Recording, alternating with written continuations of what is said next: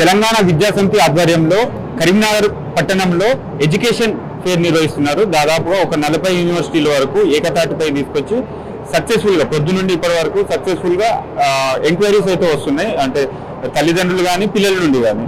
So first అధ్యక్షులు తారక్ గౌడ్ గారు ఉన్నారు. ఈ తెలంగాణ విద్యా సమితి ఎప్పుడు స్టార్ట్ చేశారు, ఎన్ని సంవత్సరాలు అవుతుంది, ఇప్పటివరకు ఎన్ని ఎడ్యుకేషన్ ఫేర్ పెట్టారు అనేది. అన్నగారు నమస్తే, చెప్పండి అసలు తెలంగాణ విద్యా సమితి ఎప్పుడు స్టార్ట్ చేశారు, సో ఇప్పటివరకు ఎన్ని ఇలాంటి ఎడ్యుకేషన్ ఫేర్ నిర్వహించారు, రెస్పాన్స్ ఎలా ఉంది? తెలంగాణ విద్యా సమితి గత 17 సంవత్సరాలుగా విద్యార్థి పక్షాన అది మామూలు స్కాలర్షిప్స్ కావచ్చు, ఫీజు రియంబర్స్మెంట్ కావచ్చు, ఇతర సమస్యల పట్ల మేము చేస్తూ ఉండేది. ఎడ్యుకేషన్ ఫేర్ గత 4 ఏళ్ళు చేస్తున్నాము. అది హైదరాబాద్కే పరిమితమైంది. అంటే తెలంగాణతో పాటు దేశంలోని యూనివర్సిటీలు హైదరాబాద్ కూడా వచ్చాయి. మాతో పాటు సామ్యంట్ టీవీ నేను కానీ ఇతర కాంపిటేట్ చేస్తున్న వాళ్ళు.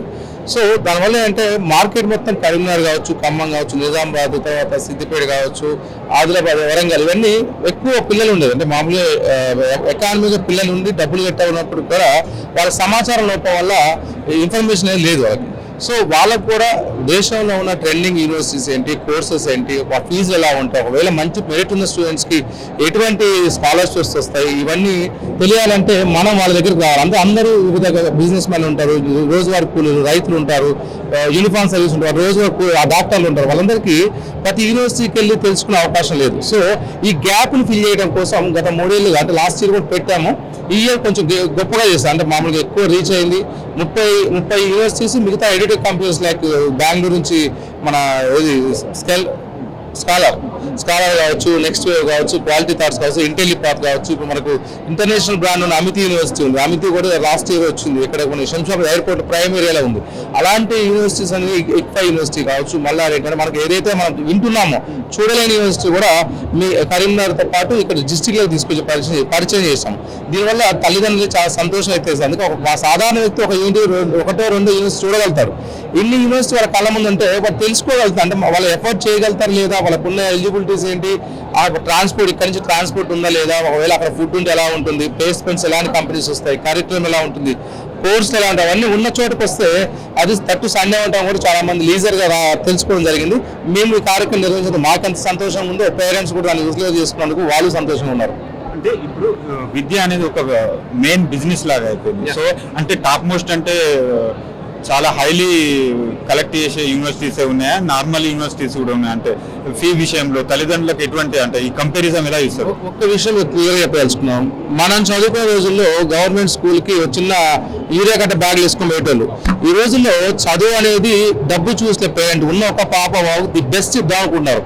మామూలుగా నోట్బుక్ కావాల్సిన పరిస్థితిలో ఇప్పుడు డిసెంబర్లోనే నెక్స్ట్ ఇయర్ ఫీజు కట్టాల్సిన పరిస్థితి వచ్చింది. అది కడుతున్నారు పేరెంట్స్. అంతకుముందు హాల్ టికెట్ ఫీజు కట్టలేదు. ఇప్పుడు పరిస్థితి ఉందా? డబ్బులు అనేది ప్రతి ఒక్కరు, ఎకానమీ పెరిగిపోయింది ప్రతి ఒక్కరికి. ఆ ఎకానమీ తగ్గట్టే ది బెస్ట్ పిల్లలకి ఆస్తులో ఫ్లాట్లో కాదు, ఒక మంచి ప్లాట్ఫామ్ చదివిస్తే వాడు బతకగలుగుతాడు అన్న నమ్మకంతో middle class, above middle class వాళ్ళు ఖచ్చితంగా దాని గురించి స్టడీ చేస్తున్నారు, కష్టపడి చదివిస్తున్నారు పేరెంట్స్.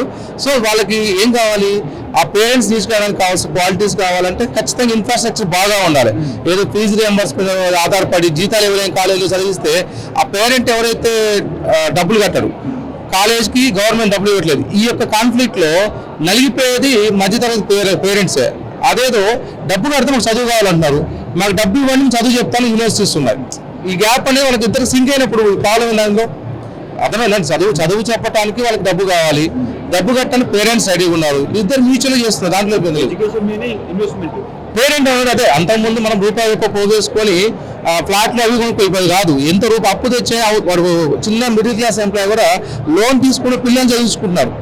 ఇంటి మీద లోన్ తీసుకొని, దేని మీద లోన్ తీసుకున్నా, గోల్డ్ లోన్ పెట్టాను కానీ పిల్లల్ని చదివించి ఒక 4 సంవత్సరాలు చదివిస్తే నాలాంటి బతుకు నా పిల్లలు ఇంకా బ్రహ్మాండంగా బతకాలని ఆలోచన ధోరణి మధ్యతరగతి కుటుంబాల్లో ఉంది, అబోవ్ మిడిల్ క్లాస్ ఉంది. కాబట్టి దాని తగ్గట్టే యూనివర్సిటీ కూడా ఇన్ఫ్రాస్ట్రక్చర్ కావచ్చు, డెవలప్మెంట్, తర్వాత సిఆర్టీ కావచ్చు, ప్లేస్మెంట్ సంబంధించిన విషయాలు కావచ్చు, అప్డేట్ కోర్సులు కావచ్చు, ఇవన్నీ చేసి వరల్డ్ క్లాస్ ఇన్ఫ్రాస్ట్రక్చర్ డెవలప్ చేస్తాం. కాబట్టి కొంత ఎక్స్పెన్సివ్ అయినా కానీ పేరెంట్స్ సిద్ధంగా ఉన్నారు.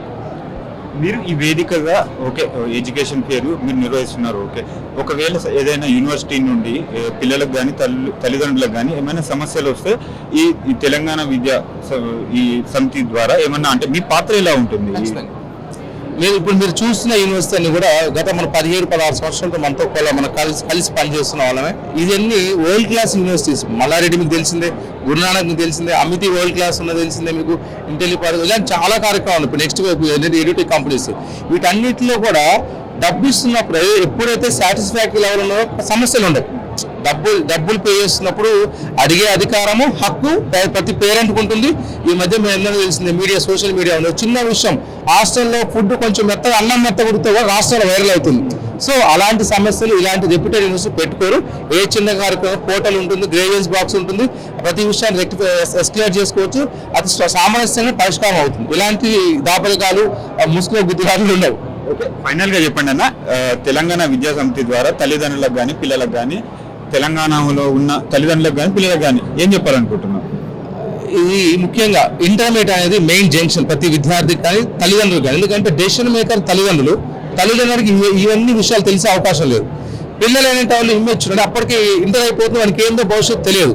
ఈ రెండు అనేవి మీరు స్వతహాగా ఇలాంటి కాలేజీలు, యూనివర్సిటీస్లు అప్డేట్ తెలుసుకోండి. అంటే నాలెడ్జ్ ఎవరైతే షేర్ చేస్తున్నారో వాళ్ళ దగ్గరికి వెళ్ళి మీ యొక్క రా మెటీరియల్, ఇంటర్మీడియట్ పిల్లలంటే రా మెటీరియల్ అయిపోయింది, ఆ జంక్షన్ నుంచి ఎటు పోవాలి అనేది వాళ్ళతో ఇంటరాక్ట్ అవుతే మీకున్న ఎలిజిబిలిటీస్, మీకున్న కేపబిలిటీ, ఐక్యూ లెవెల్స్, మీకున్న ఫైనాన్షియల్ తర్వాత మీకున్న మెరిట్స్, అంటే జేఈ కావచ్చు, ఎఫ్సెట్ కావచ్చు, ఐపీ ర్యాంక్స్, ఇవన్నీ బేరీజ్ చేసుకొని మీకు సరైన మార్గాన్ని. మేము ఇంకోటి, మేము ఒక ఏ యూనివర్సిటీలో అడ్మిషన్ తీసుకొని చెప్పం.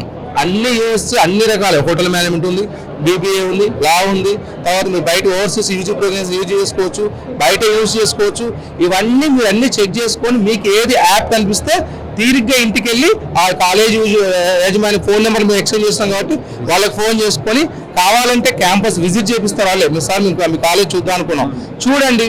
అక్కడైనా మన తెలుగు మ్యాక్సిమం ఈ కాలేజ్ అన్నింటిలో మన తెలుగు పిల్లలు ఉన్నాం. ముఖ్యంగా ఈ తెలుగు పిల్లలతో మాట్లాడండి, దాని యొక్క స్టడీ అని చెక్ చేసుకోండి, ఇన్ఫ్రాస్ట్రక్చర్, హాస్టల్స్, కన్వీనియంట్ ట్రాన్స్పోర్ట్, ఇవన్నీ ఫైనాన్షియల్ చూసుకొని నచ్చిన కాలేజ్ అడ్మిషన్ చెప్తున్నాం అంతే. ఈ రోజు ఇక్కడ కరీంనగర్లో ఈ కార్యక్రమం నిర్వహించారు. ఓకే, సమాచారం లేక కొందరు తల్లిదండ్రులు కావచ్చు, పిల్లలు రాలేకపోయి ఉంటారు. సో వాళ్ళు మళ్ళీ నెక్స్ట్ మిమ్మల్ని అంటే మీ తెలంగాణ విద్యా సమితిని కాంటాక్ట్ కావాలంటే ఎలా అంటారు? ఖచ్చితంగా. యాక్చువల్లీ ఇది మనం ఎక్కడైతే పిల్లలు ఎక్కువగా చదువుకుంటున్నారో యాక్సెసిబుల్ ఉందో అలా పెట్టాము. ఫస్ట్ కరీంనగర్లో పెట్టాము. ఒకవేళ సమాచారం లోపం కాదు, కొన్ని అనివార్యంగా రాలేని పరిస్థితి కూడా పక్కన సిద్దిపేటలో ఉంది. 17వ తారీఖు ఆర్ఎస్ మెట్రో కాబట్టి 17 ఉంది మంగళవారం రోజు 17th. ఎస్, దీని తర్వాత ఖమ్మంలో కూడా చాలా పొటెన్షియల్ ఏరియా, అది దాంట్లో 22 ఉంది. స్వర్ణ భారతి ఫంక్షన్ హాల్ అనేది చాలా ఫేమస్ అక్కడ. Khammam 22nd, 29th Kapila hotel అని చెప్పేసి నిజామాబాద్ లో ఉంది. అంటే ఈ 4 వెన్యూల్లో కూడా మిస్ అయినా కానీ హైదరాబాద్ మెయిన్ వెన్యూ ఉంటుంది. ఉప్పల్ శిల్పారామంలో May 16th, 17th ప్రతి ఏటా నిర్వహిస్తాం. అక్కడ దగ్గర 80, దీనికంటే ఇది అంటే మొత్తం దాదాపు తెలంగాణ అంతా కవర్ చేస్తున్నారు ఎడ్యుకేషన్ మోస్ట్లీ. అయితే ఉప్పల్ శిల్పారామం అనేది 80 యూనివర్సిటీ పైగా ఉంటాయి. దాంట్లో అంటే అప్పటికి ఎంసెట్ రిజల్ట్ కూడా వచ్చేస్తుంది కాబట్టి పేరెంట్స్ ఖచ్చితమైన అభిప్రాయం ఉంటుంది పిల్లల పట్ల, ర్యాంకుల పట్ల వాళ్ళకి అన్ని క్లారిటీ ఉంటుంది. కాబట్టి ఇవన్నీ ఏది మిస్ అయినా కానీ ఉప్పల్ శిల్పారామం వస్తే మీకు A to Z అనే ఇన్ఫర్మేషన్ దొరుకుతుంది. ఉప్పల్లో శిల్పారామం వచ్చి May 16th, 17th ఉంటుందని మనం నాగోల్ మెట్రో పక్కనే ఉంటుంది శిల్పారామం. మీరు జస్ట్ గూగుల్ అని తెలిసిపోతుంది, మన షెడ్యూల్ మొత్తం ఉంటాయి. తెలంగాణ విద్యా సమితి అనేది జస్ట్ మీరు గూగుల్ చేయండి, మనకు కార్యక్రమ వివరాలు మొత్తం వస్తాయి మీకు. ఓకే, ఆల్ ది బెస్ట్ అన్న. మరిన్ని ఎడ్యుకేషన్ ఫేర్స్ తెలంగాణ వ్యాప్తంగా నిర్వహించాలని కోరుకుంటున్నాను. ఖచ్చితంగా. అందరికీ నమస్కారం. నా పేరు వెంకటేష్ సార్, కావేరీ యూనివర్సిటీ నుంచి వచ్చాను. కరీంనగర్ పట్టణంలో తెలంగాణ విద్యా సమితి ఆధ్వర్యంలో 10 పైగా యూనివర్సిటీస్, దూర ప్రాంతంలో ఉన్నటువంటి యూనివర్సిటీస్, కరీంనగర్ పట్టణంలో ఉన్నటువంటి విద్యార్థులకు, వారి తల్లిదండ్రులకు అవగాహన కల్పించే విధంగా ఎంతో మందికి కనీస అవకాశాలు తెలియనటువంటి ప్రదేశాల్లో కూడా ఆ యూనివర్సిటీ యొక్క అంతర్గత, అంటే దట్ మీన్స్ ఒక హాస్టల్ కావచ్చు, ఫీజు విషయాలు కావచ్చు, వివిధ రకాలైనటువంటి విషయాలు తెలుసుకునే విధంగా అవగాహన కల్పించినటువంటి తెలంగాణ విద్యా సమితికి మేము కృతజ్ఞతలు తెలియజేస్తున్నాం. అదేవిధంగా తెలంగాణ విద్యా సమితి నెక్స్ట్ సిద్దిపేటలోని వివిధ రకాల జిల్లాల్లో కూడా జరుగుతూ ఉంది కాబట్టి తెలంగాణ విద్యా సమితి అధ్యక్షులు తారక్ గౌడ్ గారిని కూడా మేము కృతజ్ఞతలు తెలియజేస్తున్నాం. కాబట్టి ఈ యొక్క కార్యక్రమాన్ని కరీంనగర్ గారు తెలంగాణలో ఉన్న అన్ని జిల్లాల్లోని ప్రజలు, విద్యార్థులు, తల్లిదండ్రులు కూడా ఈ కార్యక్రమంలో పాల్గొని విజయవంతం చేయాలి. మీ యొక్క బిడ్డల భవిష్యత్తుకి బంగారు బాటలు వేసుకోవాలని తెలంగాణ విద్యా సమితికి కృతజ్ఞత తెలుపుతూ సెలవు తీసుకుంటున్నాను. తెలంగాణ విద్యా సమితి ఆధ్వర్యంలో ఎడ్యుకేషన్ ఫేర్ నిర్వహిస్తున్నారు ప్రస్తుతం కరీంనగర్లో. ముఖ్య అతిథిగా విచ్చేసిన కార్పొరేటర్ అజయ్ గారు మనతో పాటు ఉన్నారు. వారు అన్ని స్టాల్స్ సందర్శించారు. ఏమంటారు వారి మాటల్లో విన్నాం. అన్న నమస్తే, చెప్పండి ఎలా ఉంది ఎడ్యుకేషన్ ఫేర్? పేరెంట్స్ స్టూడెంట్స్ పెద్ద సంఖ్యలో వస్తున్నారు. సో ఎలా అనిపిస్తుంది? మీరు కూడా స్వయంగా ప్రతి స్టాల్ సందర్శించారు. అంటే కరీంనగర్ జిల్లాలో మరి ఇదే ఫస్ట్ టైం ఎడ్యుకేషన్ ఫేర్ నిర్వహించడం అనేది ఇదే ఫస్ట్ టైం. దానికి ప్రత్యేకమైన తెలంగాణ విద్యార్థి సమితి వాళ్లకు అభినందనలు, కృతజ్ఞతలు తెలియజేస్తున్నాను. మరి స్టూడెంట్స్ వాళ్ళ తల్లిదండ్రులు ఎక్కడికో వెళ్లకుండా మన ఇండియాలో ఉన్న అన్ని యూనివర్సిటీస్, దాదాపు ఒక 40 to 50 యూనివర్సిటీలు మరి ఇవాళ మన టీఎన్జిఓ ఫంక్షన్ హాల్కి రావడం జరిగింది. అందరూ కూడా స్టాల్స్ పెట్టుకొని చాలా చక్కగా చెప్తున్నారు ఎలా ఏ కాలేజ్ అయితే ఎలా ఉంటుంది, ఒక డాక్టర్ కావాలన్నా, ఒక ఇంజనీర్ కావాలన్నా, ఒక హోటల్ మేనేజ్మెంట్ కావాలన్నా కోర్సులో ఎలా చేస్తే బాగుంటుంది అనేది చాలా అవేర్నెస్ దీని ద్వారా తెలుస్తుంది. ఇప్పుడు పేరెంట్స్ కాలేజీలకు వెళ్ళి హైదరాబాద్, బెంగళూరు అక్కడక్కడికి వెళ్ళి తెలుసుకునే కన్నా వాళ్ళే మనకి ఇక్కడికి వచ్చి కరీంనగర్లో మరి చాలా చక్కగా చెప్తున్నారు.